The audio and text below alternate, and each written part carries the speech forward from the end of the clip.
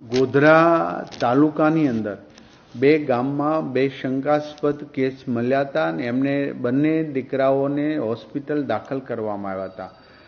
તપાસ કરતા એમને ચાંદીપુરા વાયરસથી એમનું મૃત્યુ થયું છે એવો રિપોર્ટ આવ્યો છે। તો આ પ્રકારે રાજ્ય સરકારે અને આરોગ્ય વિભાગે ખૂબ ગંભીરતાથી આ મુદ્દાઓને લઈ ગામની અંદર તમામ આજુબાજુના ઘરોમાં વગેરે દવા છંટકાવ કરવામાં આવ્યા છે। જ્યાં કેસ મળી આવ્યો હતો ત્યારે સેન્ડ ફ્લાય નામની માખી પણ ત્યાં મળી આવી છે।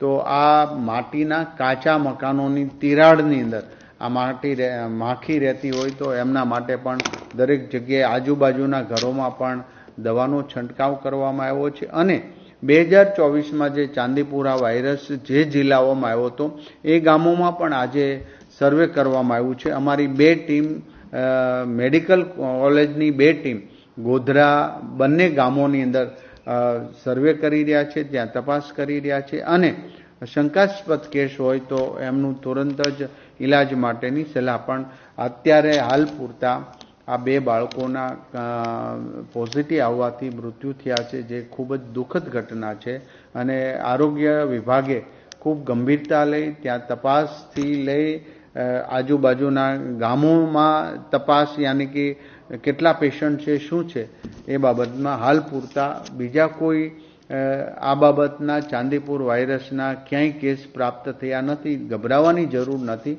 પણ સાવચેતી રાખવાથી રોગને આપણે અટકાવી શકીશું। તો અમારી બંને ગામોમાં અમારી ટીમ અત્યારે સર્વે પહોંચી ગઈ છે। જે તે દવાનો જથ્થો પણ ત્યાં ઉપલબ્ધ કેન્દ્રની અંદર તાલુકા લેવલે અને જિલ્લા લેવલે કરવામાં આવ્યો છે।